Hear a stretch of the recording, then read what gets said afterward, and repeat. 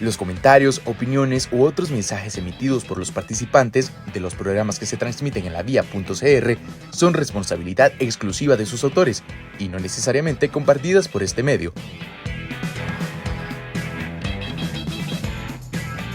Aquí estamos en el primer episodio del podcast de Historia de Costa Rica 2024.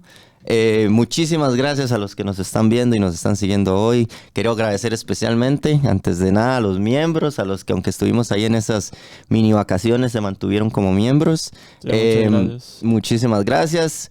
Como siempre aquí, Luis Martínez. Gabriel Cerdas. Y hoy con la presencia del historiador don Vladimir de la Cruz, para hablar un poquito sobre el tema de las municipalidades. Se acerca ahora las votaciones para alcaldes el próximo 4 de febrero. Y creemos que es importante que para estas votaciones tomemos en cuenta también pues, la figura de la municipalidad, de cómo se llegan a crear y tal.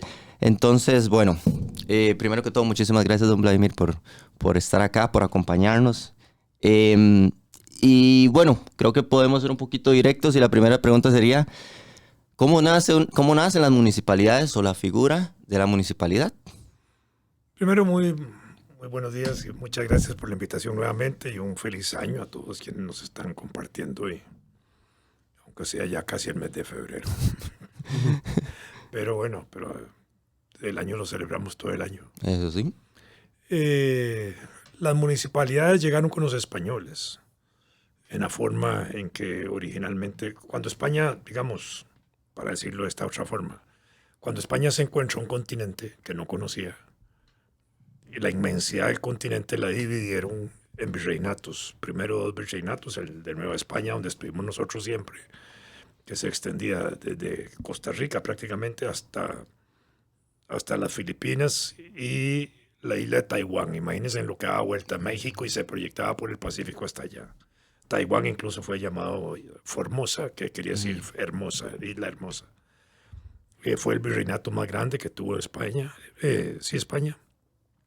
A medida que fueron conociendo, digamos, también los territorios, ya no solo dividieron virreinatos, primero 2 y después otros 2, Perú y el virreinato de La Plata abajo, sino que al interior de los virreinatos también fueron dividiendo los territorios en capitanías generales, en gobernaciones, en provincias, en intendencias, en audiencias, en un montón de formas administrativas.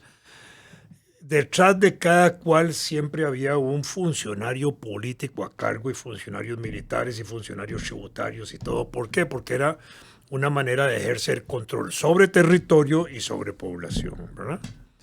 Y por supuesto tenemos una primera etapa de ese proceso de llegada de españoles y europeos, que es la etapa de la conquista y la etapa de la colonia. La etapa de la conquista es la etapa violenta por la cual se imponen por la fuerza hasta dominar las estructuras existentes y acabar con lo que pueden acabar.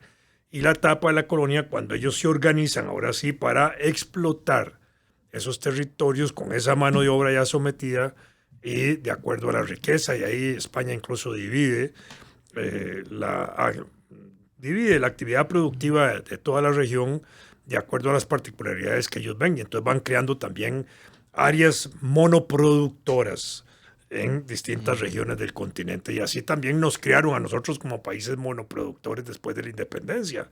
Nosotros hasta 1980 éramos casi monoproductor de café, banano y caña y alguna otra cosilla por ahí, ¿verdad? Porque dependíamos en un mercado mundial de eso. Igual España había modelado esas cosas así.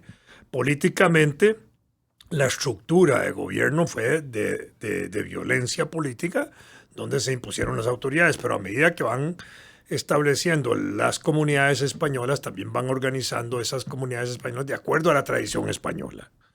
Porque a lo indígena lo aplastaron, lo eliminaron, lo fragmentaron hasta donde pudieron, lo sometieron, ¿verdad? Pero la parte española que se fue creando y el mestizaje fue creando pequeños poblados y pequeñas poblaciones, y ahí fueron desarrollándose. Y entonces ellos trasladan también la historia administrativa o la práctica de historia administrativa y política de España al continente. Entonces desarrollaron ayuntamientos, desarrollaron cabildos, y por ahí empezaron a desarrollar formas de administración que heredan a la parte republicana nuestra después de la independencia. Se siguen manteniendo esas estructuras de de gobierno locales, ¿verdad? ¿Por qué? Porque todavía no teníamos las provincias internas. Eso fue ya en el periodo independiente. Y los cantones actuales tampoco los teníamos en ese momento, sino que teníamos poblaciones. Y esas poblaciones estaban a cargo de cabildos o ayuntamientos, ¿verdad? Que eran autoridades que se nombraban para la administración colonial española. Y eso es lo que heredamos. Para los días de la independencia, esos cabildos y esos ayuntamientos juegan su papel importante porque en algunos de ellos se discuten los procesos de la independencia y se toman decisiones importantes en torno a esa independencia porque eran organismos también de poder y de representación, ¿verdad? Donde tal vez no estaban todos los sectores sociales de la América representados, pero sí estaban los más importantes en ese momento. ¿Por qué? Porque una sociedad también tiene, digamos, la particularidad de que en un momento histórico tiene grupos dominantes y grupos dominados. Y tiene grupos excluidos de la toma de decisiones y grupos que son los que toman decisiones. Entonces, los que tienen que tomar las decisiones están ahí representados en ese momento. Y a partir de allí empieza un nuevo proceso. Entonces, en los ayuntamientos y en los cabildos de ese periodo final de la colonia, ahí se dan discusiones en torno a la independencia, en torno a la relación España-América, en torno al maltrato de la relación que había entre España y América, por la cual empiezan a darse, digamos, las resistencias y las sublevaciones de los criollos y los enfrentamientos de los criollos para poder tomar decisiones políticas propias, para lo cual tenían que acabar con el poder colonial español. Y eso son con causas que contribuyen a la independencia del continente. Y entonces en los ayuntamientos juega su papel. ¿Dónde se discute la independencia de Costa Rica? En el Ayuntamiento de Cartago. Y en los ayuntamientos que habían en las otras ciudades también juegan su papel importante. Sí, claro. Así era. ¿Por qué? Porque eran los centros de poder, eran los centros de discusión, eran los centros donde estaba, digamos, lo más educado de la época también, digámoslo así, porque hay que decirlo de una manera que puede resultar grosera, pero es decir, los políticos en las distintas épocas eran el resultado de pequeños grupos educados. Y la política estaba en manos de esos grupos educados. No solo era el poder por el poder, sino que era gente que de una u otra manera tenía también conceptos políticos. Con amplios niveles de analfabetismo, los que tomaban decisiones era la gente más culta. Bueno, así es. Y algunos de esos cultivaban, digamos, su intelecto, su capacidad, etcétera, porque leían y tenían información de lo que se discutía en Europa y las cosas básicas. Y ahí van desarrollando también conceptos y filtración, digamos, de las corrientes que cuestionaban también el poder absoluto y monárquico y todo eso, que es lo que fluye. Pero, digamos, los cabildos y los ayuntamientos eran gente que tenía gente educada en las escuelas españolas, en las universidades y colegios españoles o en la iglesia, que eran los sitios. Por eso es que en muchos cabildos hay sacerdotes y hay gente participando, y en el proceso de la independencia tenemos sacerdotes, incluso aquí en Costa Rica, de manera importante. Entonces, ahí se define, toman la decisión de la independencia y se siguen tomando decisiones en esos cabildos y en esos ayuntamientos. Nosotros no teníamos una división administrativa interna. Esa división administrativa interna se empieza a realizar primero por el reconocimiento de los pueblos y ciudades que eran las importantes donde se funcionaban los cabildos, y después por una estructura administrativa que se crea de departamentos. Un departamento oriental, un departamento occidental. Después de 1824, con la agregación de Nicoya, en 1835 se crea un tercer departamento, que es el departamento de Guanacaste. Entonces tenemos departamento oriental, departamento occidental y el departamento de Guanacaste. Ya el partido de Nicoya asimilado como departamento. Y pasamos al orden de las provincias en 1848. Pero para 1848 ya se han desarrollado las municipalidades de manera más importante en los pueblos, ¿verdad? Y ese desarrollo municipal conduce en cierta forma también a la declaración de la República. Hay una presión de las municipalidades que hacen gestión ante el Congreso de la época, el Congreso toma la decisión el 30 de agosto de 1848, el presidente de la Rúbrica, Castro Madriz, el 31, y esa es la fecha que tenemos para la creación de las provincias, que en ese momento se crean 5 provincias: San José, Alajuela, Cartago, Heredia y Guanacaste. Punta Arenas y Limón se desarrollan como comarcas en ese momento. Punta Arenas durante la segunda mitad del siglo XIX avanza a la provincia, y Limón alrededor de 1902 me parece que fue que terminó llamándose provincia. ¿Qué términos, o sea, para entender qué diferencia hay entre una provincia y una comarca? Aparte, obviamente, la cantidad de población, me imagino, pero... Digamos, la estructura administrativa, la estructura de poder y la estructura de organización, efectivamente, en ese sentido. La comarca era un gran territorio. Tal vez se percibía como un territorio despoblado, pongámoslo así.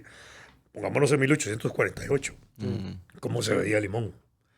El cantón de Paraíso y Cartago, en ese momento, cubre hasta la costa caribeña. Eso da una idea de que entonces aquella región era una región despoblada. Sí, claro. ¿Por qué? Porque cuando estos cantones empiezan a desarrollarse y empieza a haber necesidades de organización, empiezan a partirlos. ¿Verdad? Y empiezan a partirlos en función de ¿qué? De comunidades, de gente, de actividades económicas, y entonces empiezan a desarrollarse cantones.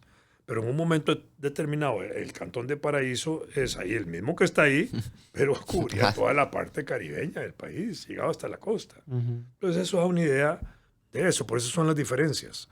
Entonces, lo importante es que ya empiezan a desarrollarse esas organizaciones cantonales. Al interior siguen existiendo los pueblos y siguen existiendo los cabildos y los ayuntamientos, que son de ciudades, no son de cantón. Y la figura Cuando sigue siendo tenemos hoy, del gobernador. Cuando tenemos hoy una alcaldía de San José, es la alcaldía de la ciudad, no es literalmente es del cantón, la cabecera, por supuesto que sí, ¿verdad? Pero en algún momento esa era la alcaldía del pueblo principal, ¿verdad? Después empieza a desarrollarse la distribución cantonal por administración, porque es parte de lo que republicanamente, ya en época de la República, se empieza a pensar que es mejor organizar el país para ejercer también un mejor control administrativo, territorial y de población. ¿Y qué fecha es Al eso? final, 1848 en adelante. Ahí ya empiezan los cantones. Ya desde antes empezaban a existir, pero digamos, a partir de allí empieza la fuerza y cobran más fuerza en el periodo de Tomás Guardia. ¿Por qué Tomás Guardia? Porque entre 1821 y 1871,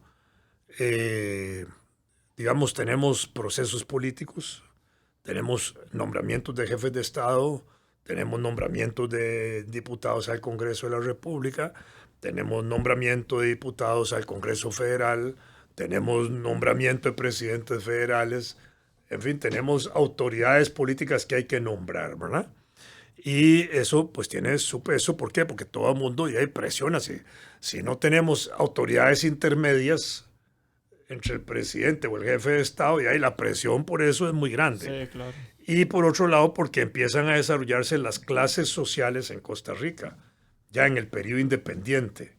Y esas clases sociales son grupos económicos vinculados a las actividades agrícolas que venían de la colonia, tabaco, el café que se estaba introduciendo, ¿verdad? Las actividades mineras que empiezan a desarrollarse en 1819, ganadería, etcétera. Hay distintas actividades, son grupos. Y empiezan a desarrollarse los grupos urbanos también.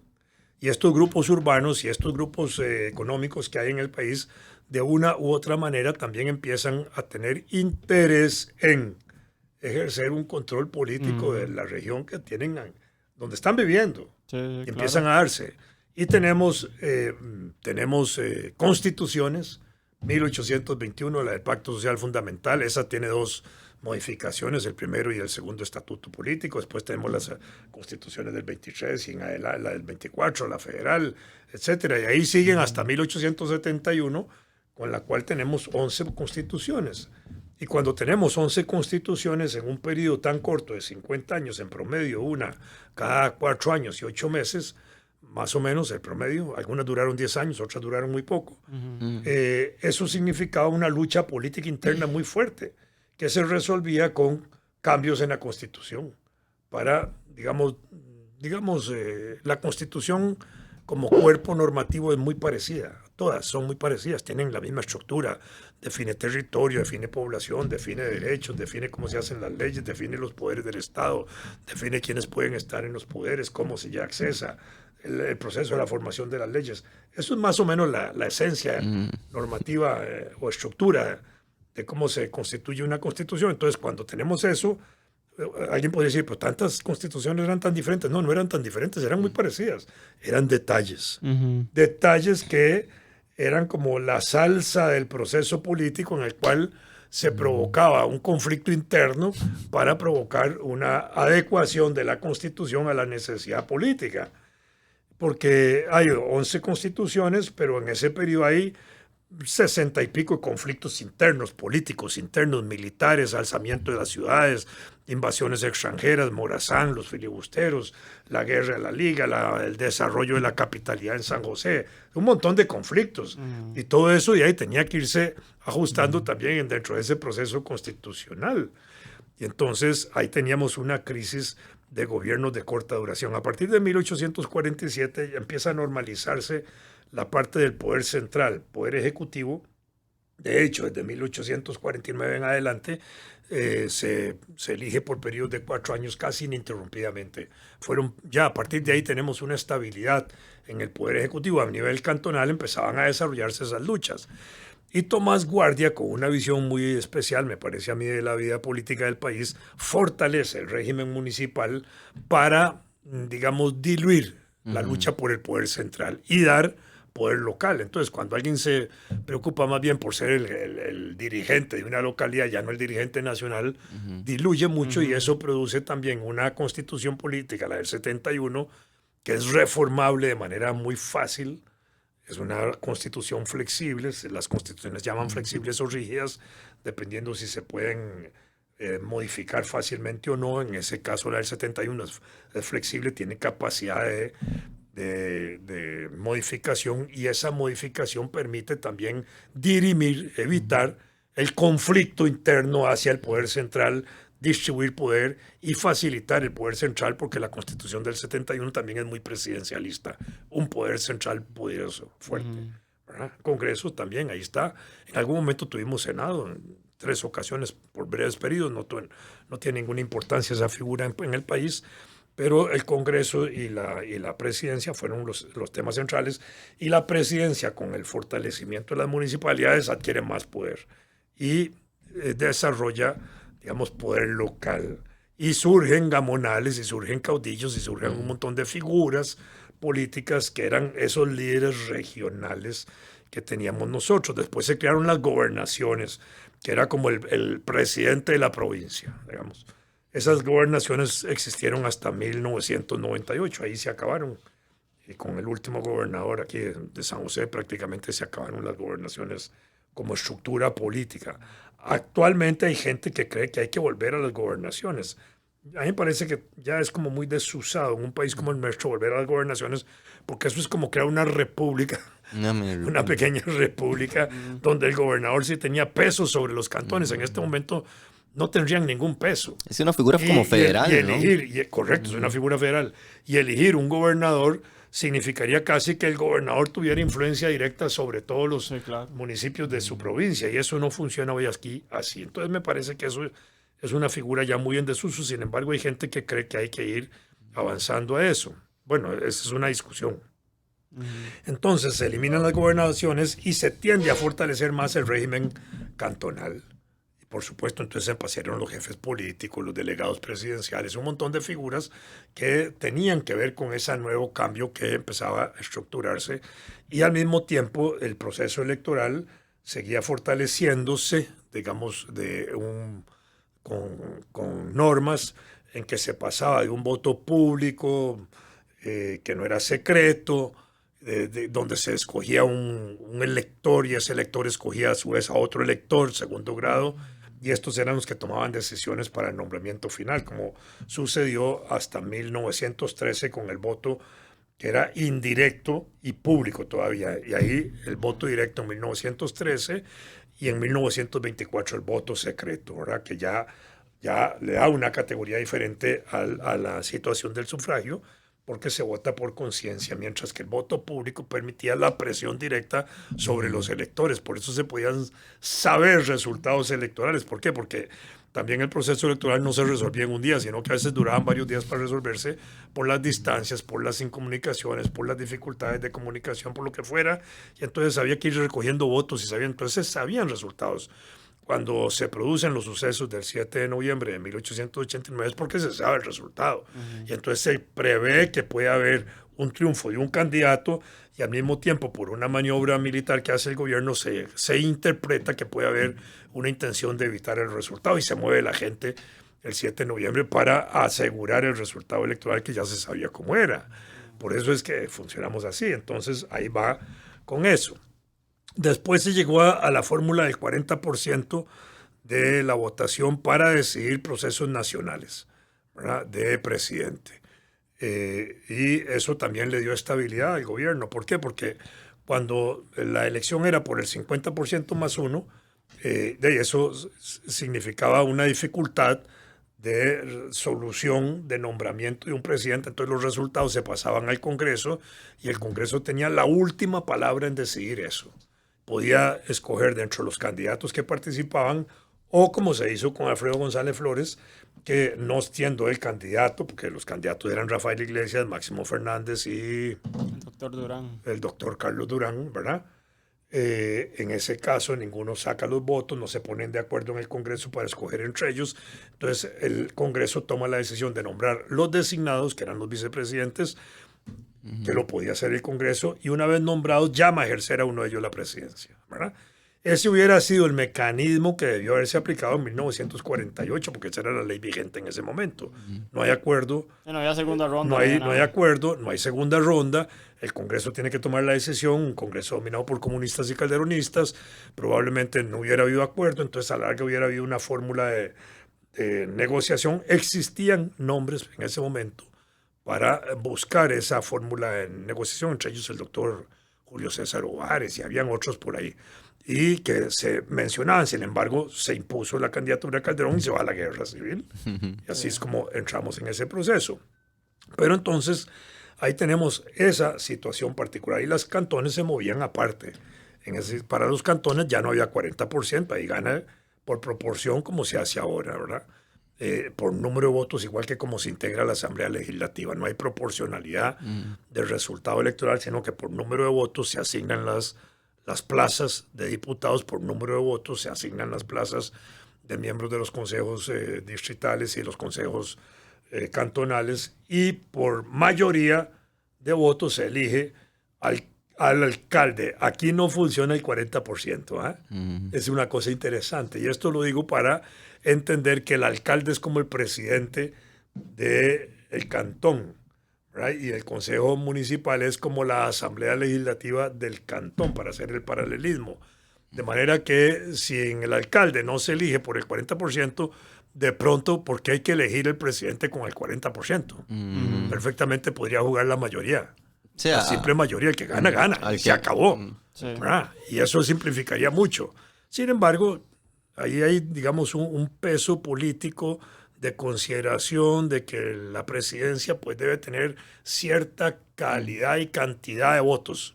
Y entonces se va por un mínimo de un 40%. Pero si en alcaldía eso no funciona bien, no podría funcionar en la presidencia.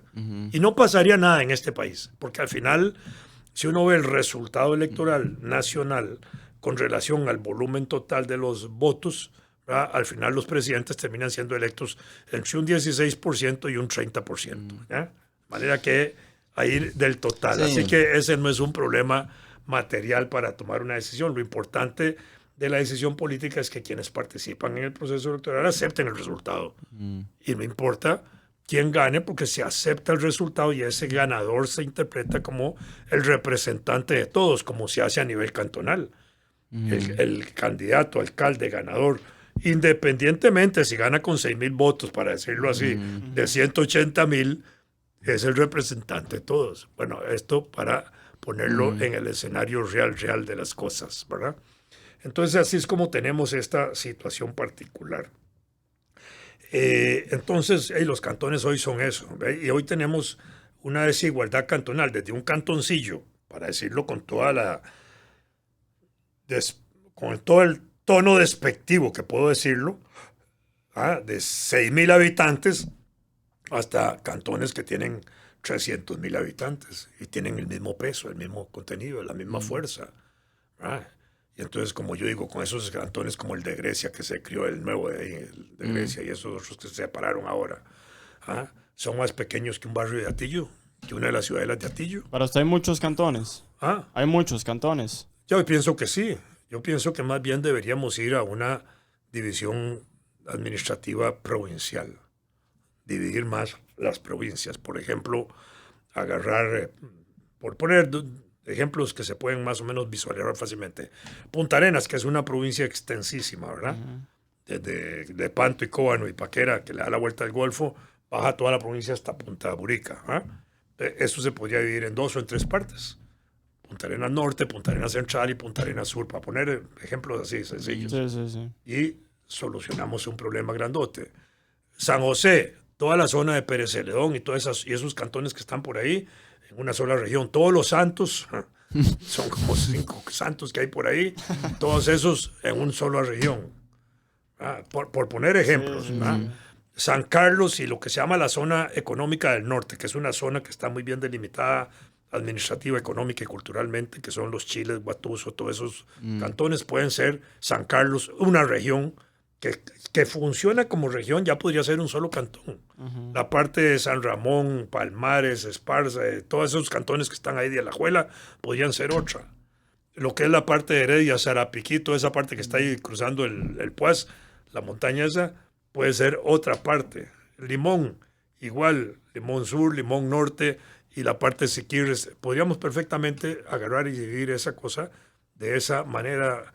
Y entonces tendríamos mejores relaciones provinciales.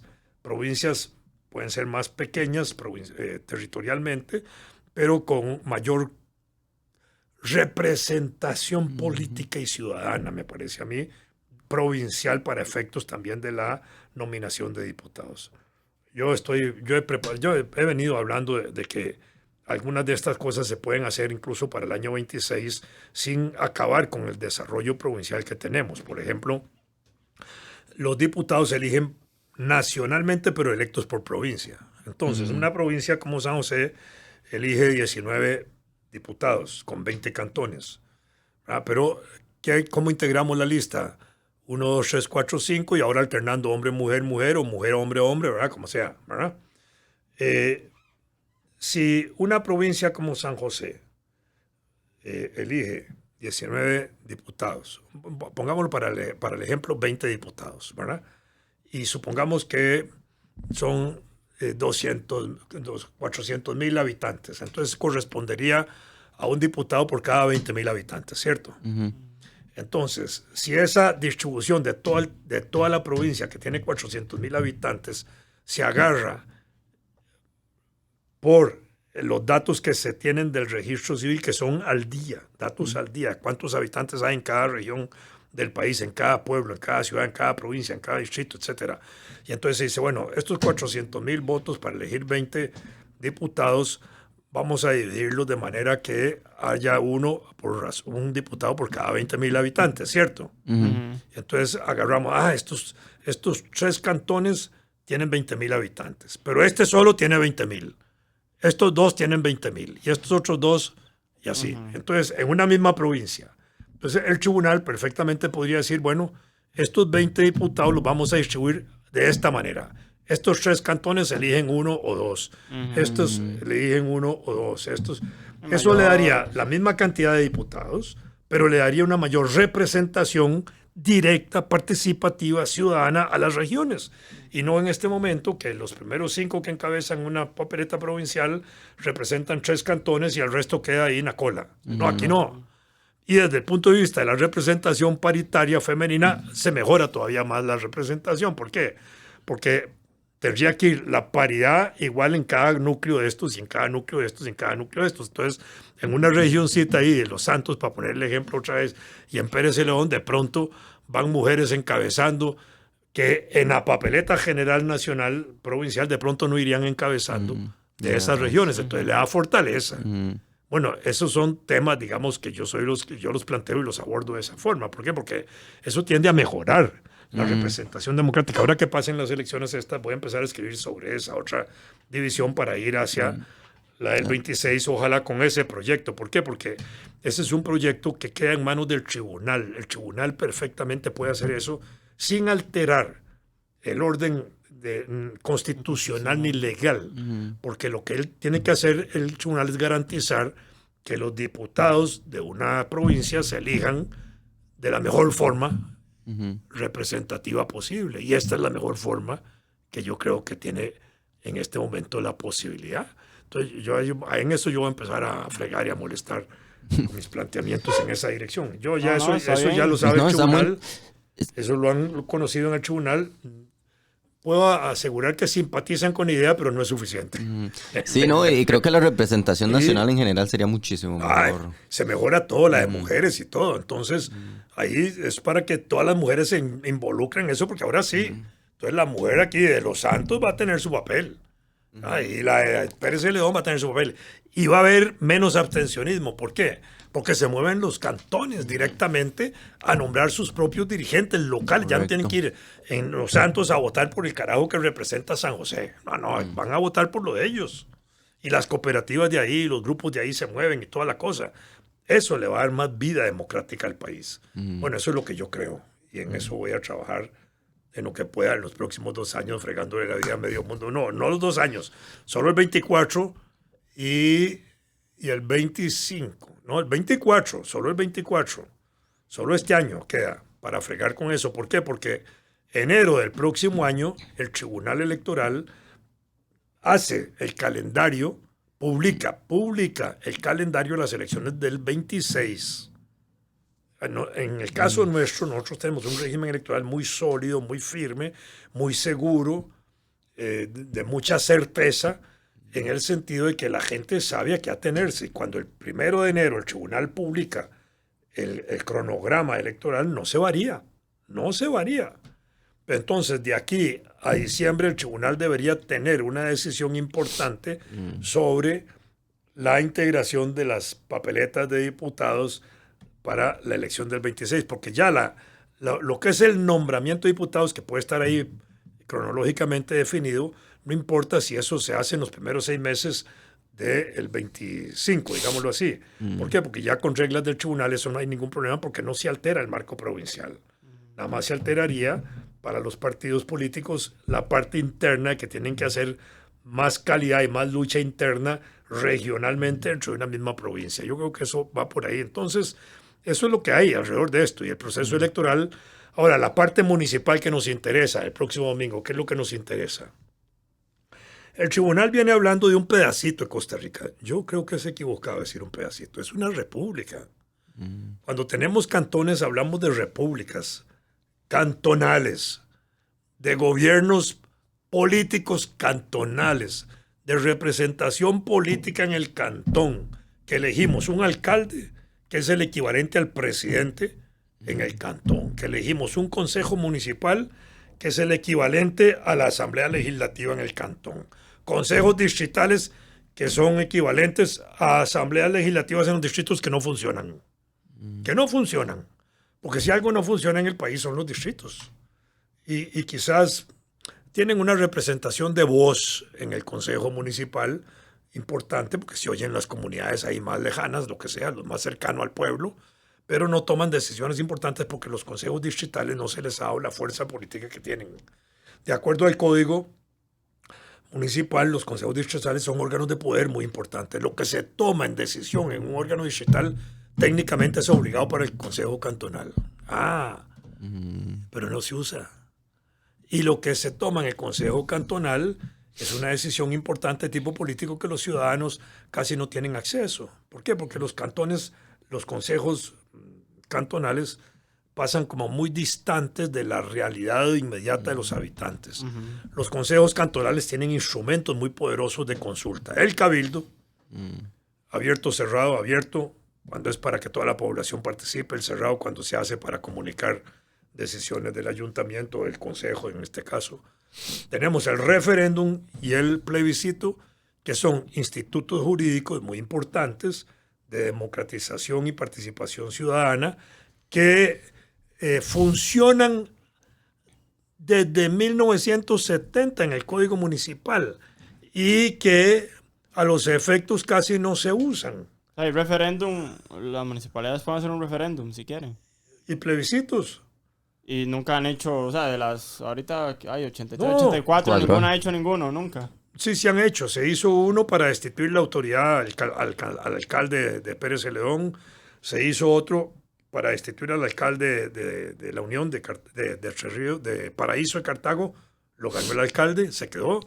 Y se hizo otro para discutir el uso del río Pacuare en Turrialba. Solo esos tres que yo recuerde, no se han hecho otros. Bueno, el de la Tigra, ya en 1951, la primera elección después de la Guerra Civil del 48, bueno, sí. para separar la Tigra, ¿verdad? Pero en ese sentido, no se usa ese instrumento que es un instrumento de poder ciudadano, de consulta. Pero no lo usan ¿quiénes? Los concejales, los partidos que están en el consejo de cada cantón, y tampoco lo usan los ciudadanos como presión para obligar a que la municipalidad haga un plebiscito sobre un tema de la comunidad, sobre un tema que afecta a todo el mundo. Y yo creo que y los partidos políticos que no están representados en el consejo podrían estarle fregando la vida a los consejos todos los días diciendo ya convoquemos a Cabildo y esto, ¿va? Desde afuera, la lucha desde afuera.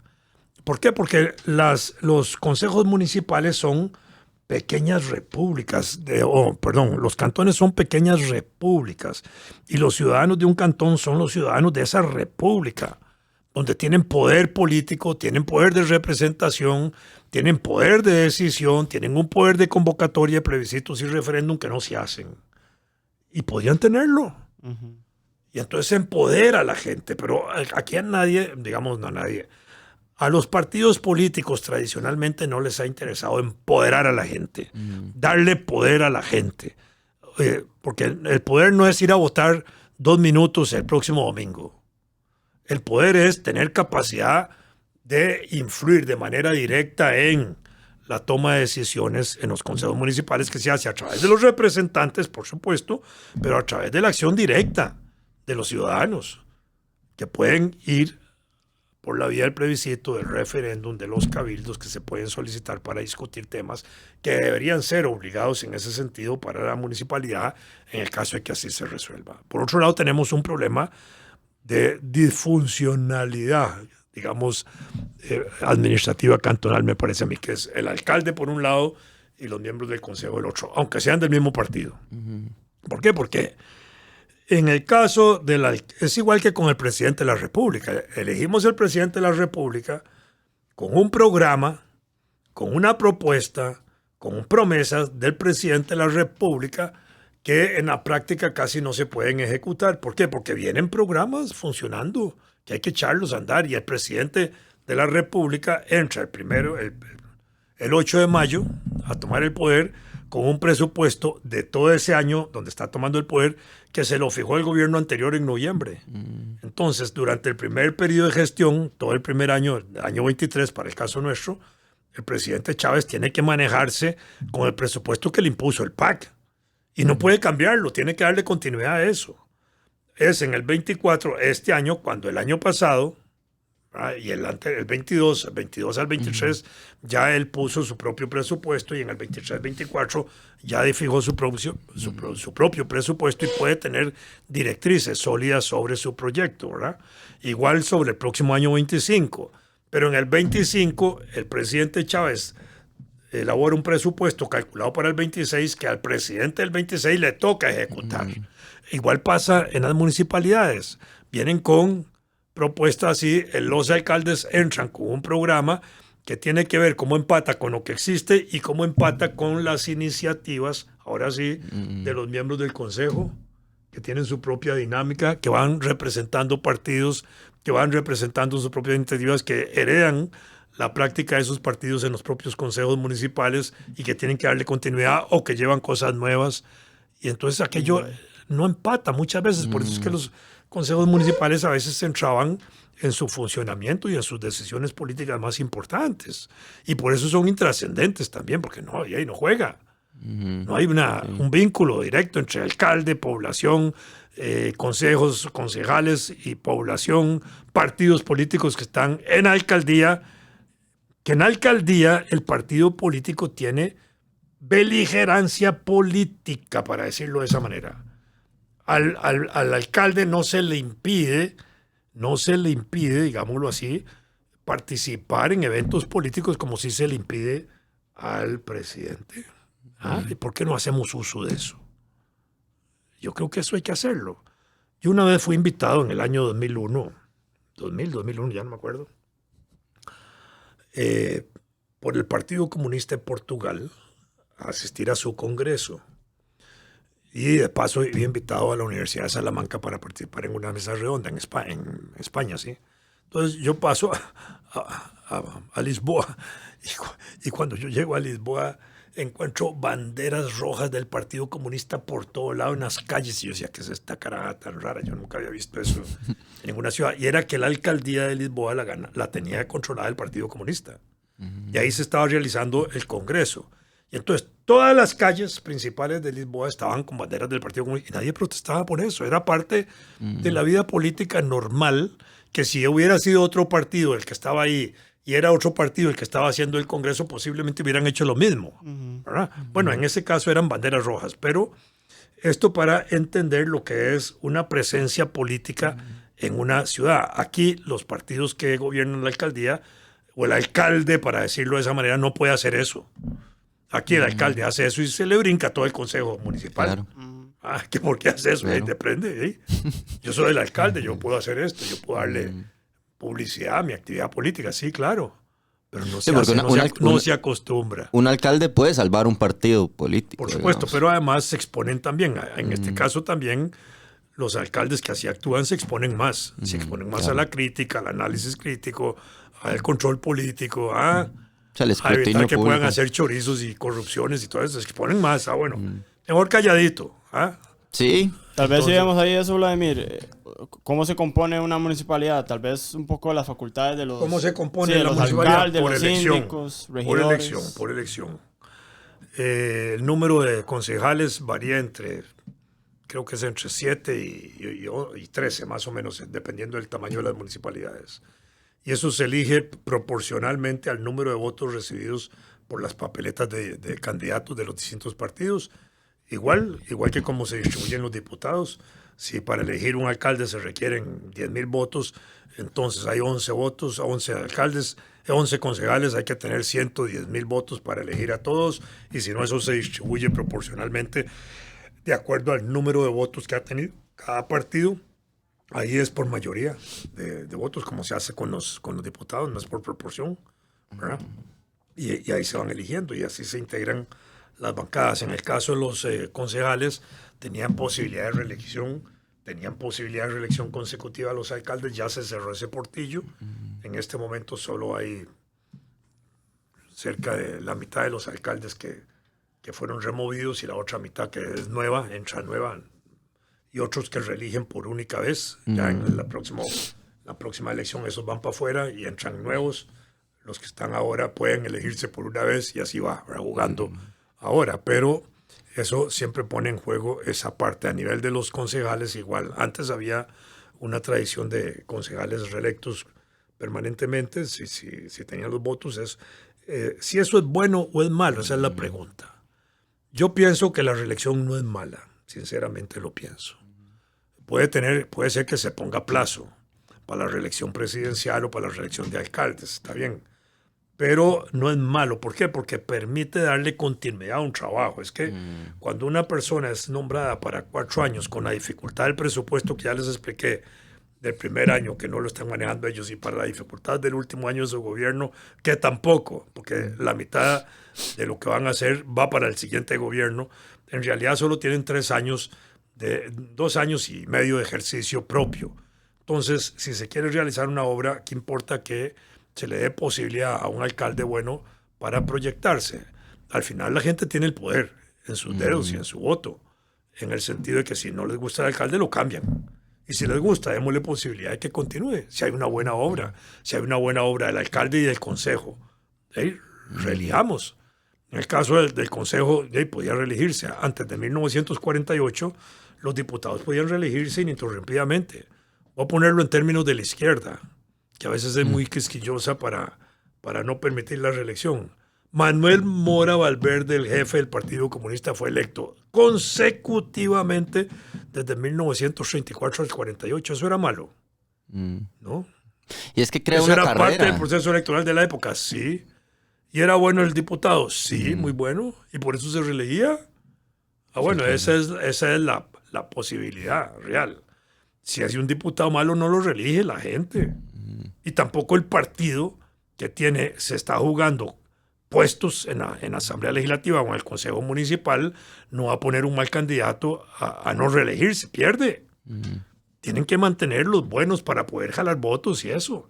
Y entonces todo mundo puede dedicarse a hacer, no todo mundo, todos los que quieran, digamos, hacer carrera municipal o carrera diputadil, se van a preocupar por ser buenos ediles, buenos representantes, buenos concejales, buenos diputados, o buen presidente o buen alcalde. Entonces se pueden reelegir.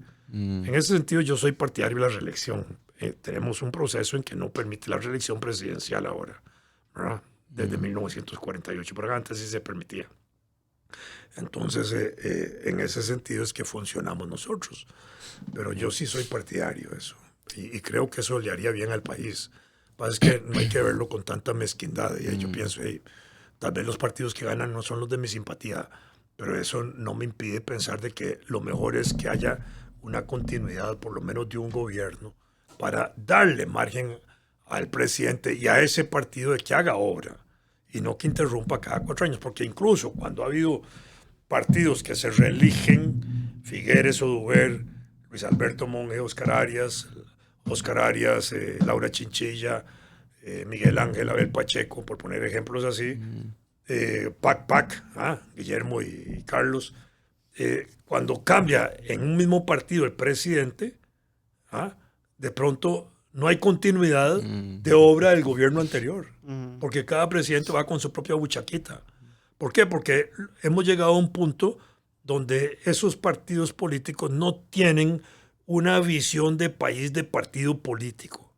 Si tienen una visión de país de partido político, quien llega a esos puestos le da continuidad a los proyectos del partido como país, aparte de los propios que cada quien quiera darle de sello personal, pero tienen que haber directrices, tienen que haber carriles, tiene que haber luz en un túnel.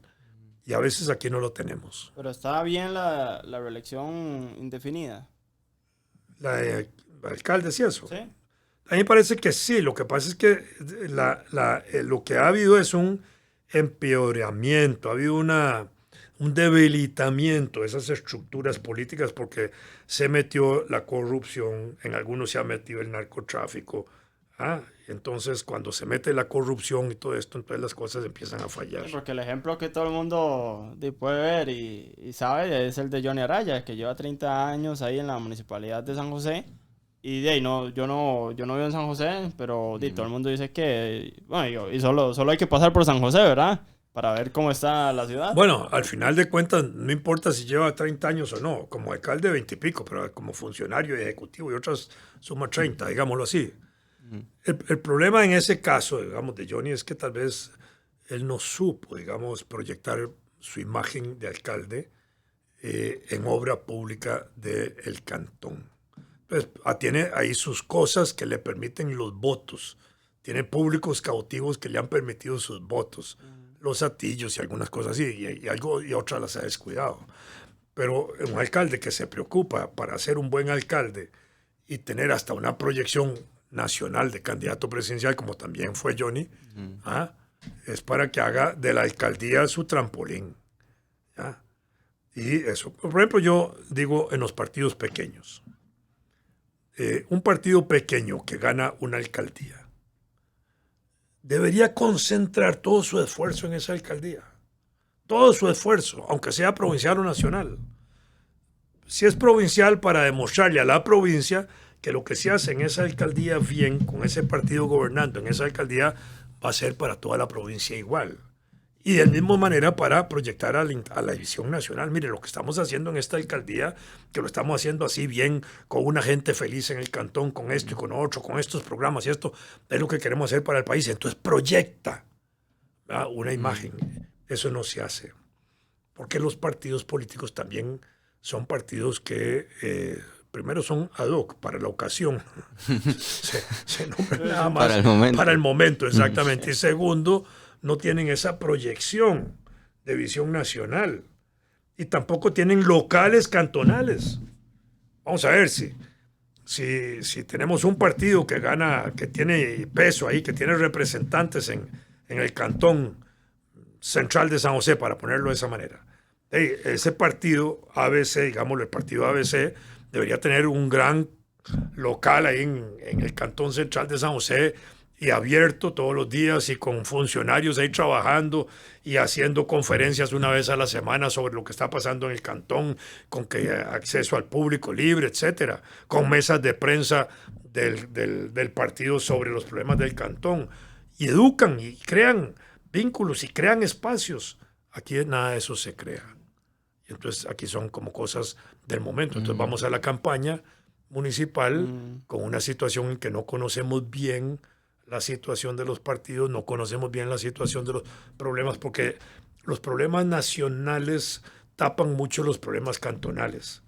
Y cuando tienen que descubrirse los problemas cantonales, se hacen de una manera muy leve, muy suave, y no produce, digamos, un conflicto como tema de confrontación de intereses en torno a cómo resolver un problema, ¿verdad? Y eso no se produce. Entonces, hay mala cosa. Si ustedes ven, hoy vi yo vengo al tribunal electoral, vi unos panfletillos de algunos partidos que estaban ahí puestos, y vi uno y me parecía que eran como cantos a la luna. Es decir, yo decía y era aquí de San Pedro, digámoslo así, no voy a decir qué partido, pero digamos, eran cosas tan generales que cualquiera lo podía decir. Entonces no era un problema de que ese partido estuviera apuntando bien. Puede ser que eran cosas bien hechas, bien pensadas, pero muy generales. Y yo digo, ¿serán estos los problemas principales de la gente del cantón de Montes de Oca? Yo no vivo aquí, pero ¿serán estos los problemas? No sé. Yo vi muchos que parecía literalmente como si fuera de lecciones de escuela, el típico, vamos a hacer baños nuevos y tal, una cosa increíble, y que de verdad yo digo, nosotros tenemos que ser muy objetivos, porque, yo les voy a poner un ejemplo, yo vengo de un cantón de los famosos últimamente, que tiene gasolina en el agua, y el agua es un problema nacional. El suministro de agua potable se ha vuelto un problema nacional, pero como vivimos en un cantón supercéntrico, nunca habíamos tenido susodicho problema. Es decir, a nosotros el agua nunca nos había faltado. Pues desde hace unos días que empezó a faltar fue que nos dimos cuenta de la inoperancia de las autoridades para el suministro de agua a las zonas más necesitadas, a la gente que en realidad lo está necesitando. Y es como, si esto no sucede, uno no se da cuenta que estas autoridades no pasan, ¿no? Que está así. Ahora que vienen las elecciones, claro, el tema, yo justo lo comentaba fuera de cámaras, que como que pasó el problema y los candidatos como que se escondieron, como que desaparecieron. Fue muy grande el problema como para salir a opinar. Entonces a veces yo creo que es eso, que es como que el candidato a la alcaldía no dimensiona el poder que va a tener, la importancia que va a tener. El alcalde que teníamos en mi cantón se murió. Era un excelente alcalde. Y el alcalde que vino y prácticamente enterró muchísimos de los proyectos del alcalde anterior. Entonces, lo que pudo haber sido un seguimiento con un muy buen alcalde, nos jodió ahí. Don Carlos, que Dios goce, ¿verdad? Don Carlos Cascante, yo creo que de los mejores alcaldes que he visto yo en mi cantón, falleció, y el que llegó nos dejó morir un poco. Entonces sí, hay que prestar muchísima atención, ser muy conscientes del voto. Y muchísimas gracias, don Vladimir, por este tiempito. Yo creo que se habló bastante de cosas importantes. No sé si quieres... Sí, no, y de ir a votar, porque como hizo Vladimir, ya son pequeñas repúblicas, ¿verdad? Que son los que ustedes van a tener a la mano. El abstencionismo del 2020 fue enorme, fue como un 60% más. Entonces, también nada cuesta. De hecho, antes las elecciones se hacían juntas, ¿verdad? Las presidenciales y todas se hacían juntas. las municipales. Lo cambiaron supuestamente como para... Fortalecer. Pero de ahí parece que no, Que no no abunda. salió muy bien. Es un problema de educación, hay que Sí, educarse. y de ahí no, salir a votar por la persona que ustedes creen en el partido que les va a hacer mejor a sus comunidades. Y hay que partir de la idea de que el voto que uno da es el voto que uno gana. Vamos a ver, yo voto por un partido ABC, perdió el partido ABC. Yo digo, yo gané, pienso yo. ¿Por qué? Porque yo escogí lo que yo creí que era mejor. Yo no voté mi voto, no lo perdí, yo voté por lo que yo creí que era mejor. Salados los otros. Eso es lo que yo pensaría. De manera que el voto de cada uno de nosotros vale lo que cada uno de nosotros cree que vale su propio voto y su propia decisión de votar por un grupo. Yo creo que es lo más importante. Sí, infórmense de ahí. Ahora toda la información está a la mano, o sea, se puede meter en redes sociales. Y la otra cosa, el abstencionista que no se presenta a las urnas está aceptando el resultado de los que se presentan. Y ese es un voto pasivo a favor del que gana. Si ese que ganó no le gustó, es su culpa por no votar. Sí, yo creo que siempre lo he dicho así, es que la gran diferencia entre ser no quiero decirlo, pero bueno, de ser un esclavo a hacer lo que nosotros somos como ciudadanos es la capacidad de opinión, de voz, de voto, que se peleó y se luchó para conseguirlo y que ahora que lo tenemos hay que aprovecharlo, lo más que se pueda, igual incentivar a la gente, que sé que mucha gente joven nos escucha, incluso menores de edad, que igual se informen como si pudiesen ir a votar el domingo y que nunca pongan en duda ni la transparencia ni la importancia del voto. Y también finalizar, quiero decir algo, muchísimas gracias a los nuevos suscriptores, a las nuevas personas que están acá, porque a pesar de que no estuvimos subiendo contenido estas semanas, nos han estado apoyando, nos han estado comentando. Siempre hay muy buenos comentarios hacia don Vladimir, les encantan los episodios con él, entonces agradecerle de nuevo la presencia. Sí, recordar que se pueden hacer miembros desde 600 colones en el apartado que dice unirme. Y de ahí, aquí empezamos otra vez. A ver, 2024. Esperen mucho contenido, mucho podcast y algunas cositas ahí extras que vienen. Y de ahí, nos vemos en el siguiente. Así es, muchísimas gracias. Muchas gracias.